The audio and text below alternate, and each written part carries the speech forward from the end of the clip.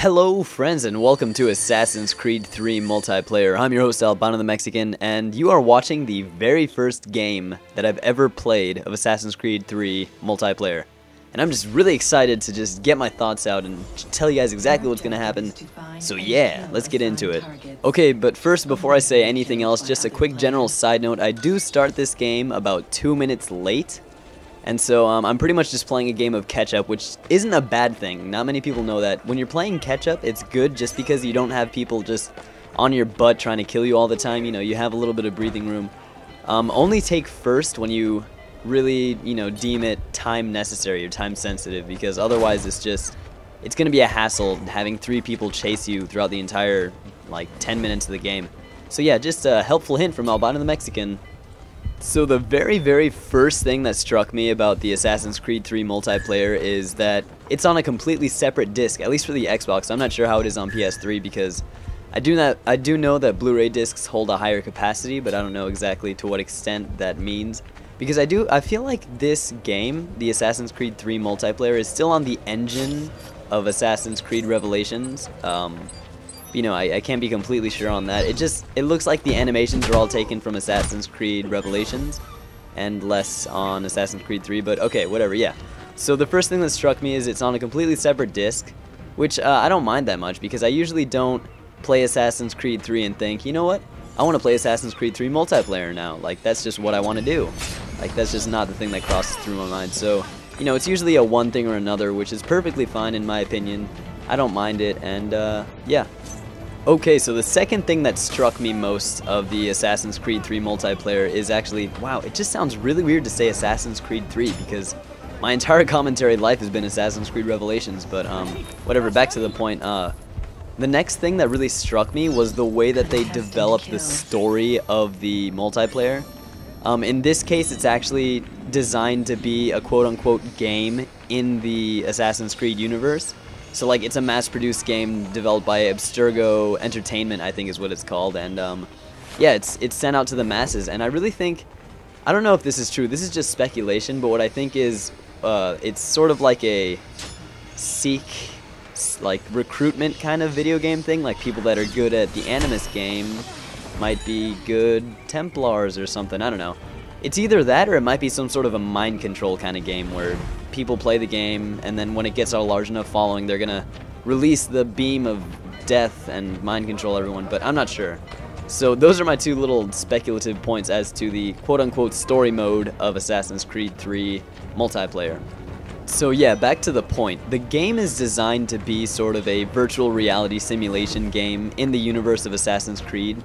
And I think that's actually really interesting because it's supposed to sort of give that feel of escaping real life and being part of this other life. And, that's how video games are, but in this case it's a more advanced sort of form of it.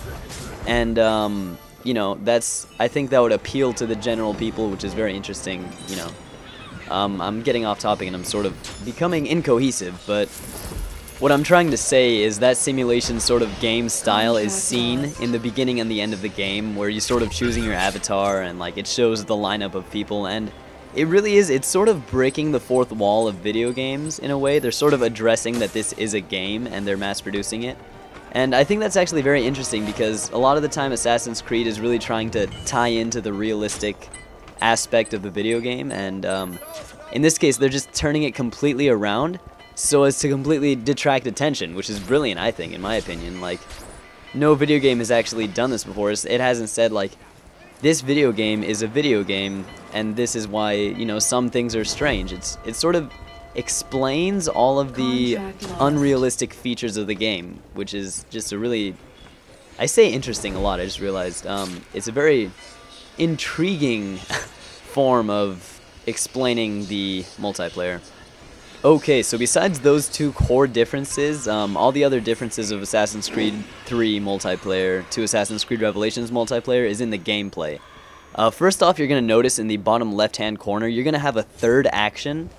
And usually throwing knives is just a completely different ability, but in this case you just have it as a third ability, and that really adds to the gameplay aspect. I feel it's kind of cheap. I'd prefer the two, but seeing as everybody has the third ability, it makes it, level again.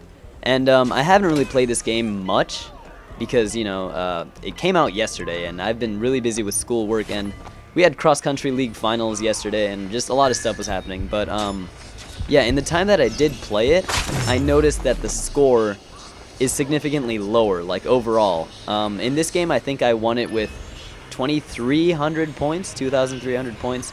I'm not sure about that exact point, but, usually the score that I'd shoot for in Assassin's Creed Revelations and Assassin's Creed Brotherhood is 5,000.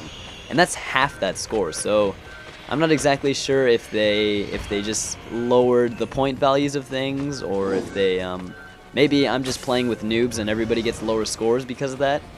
But regardless, the point values are lower.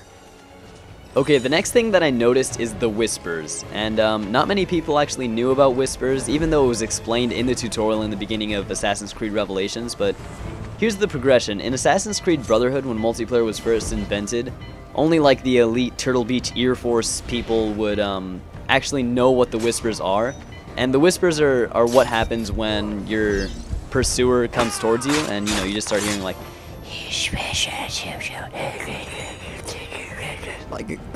like a basilisk lizard is trying to talk to Harry Potter or something, I don't know. And yeah, not many people actually knew about it in Brotherhood. And then in Revelations, in the beginning tutorial, it was explained that whispers started, you know, coming about when your enemy was near you. Okay, and in this one, it's just loud. Like, anybody can hear it. And I actually think that's way more level. It actually becomes part of the gameplay. It becomes a gameplay element to people who don't have headphones. And I think that's actually really great because it just makes things more level, and I really think having headphones shouldn't be an advantage to people. You shouldn't be able to sound whore. You should just, you know, be on a level playing field, just have headphones, because maybe you annoy your neighbors because you just play too loud or something. I don't know. So yeah, the whispers is one thing, and then the second thing that I noticed is just the stun button. When you're stunning, typically it's B on Xbox, and that's in Assassin's Creed Brotherhood and Revelations, but in this game it's X. So, pretty much every button that you use is going to be X. And right here, there's actually my first death in the entire game. I think I'd gotten like a 5-kill streak, but the time was running out and I was getting reckless, so, you know, I died. It's just careless mistakes right there. Wow, I'm actually running out of time. That's amazing. I was actually expecting to start talking about the Assassin's Creed 3 single player, but seeing as I don't really have time, I guess I'll just make this a multiplayer I'll make this a multiplayer exclusive video and probably talk about the single player later in another episode. So yeah, subscribe if you want to see that stuff. And there's my little careless plug. And that was just me being stupid again. I was running at my guy, and I saw my pursuer right there next to him. And I was just like, well, fuck it, I'll just try and kill him. And it didn't work out to my benefit. So yeah, I finished first. I was able to catch up in those 7 minutes and 42 seconds of my life, which made me really happy because on my first game, I love getting first. It's kind of like a traditional thing. And yeah, that's about it. I played as the steampunkiest character in the game, in case you guys noticed. I say a lot, so all about that. And yeah, they did a little stylized ending for all the top accolades, which is actually really fun to watch. And hopefully it doesn't get boring after a while, but you know, it's gonna happen eventually. So yeah, that's about it. Like if you guys liked the video, subscribe if you want to see more, add to favorites, that helps a lot, you guys have no idea. And that's about it. Until next time, this is your host Albano the Mexican, signing off.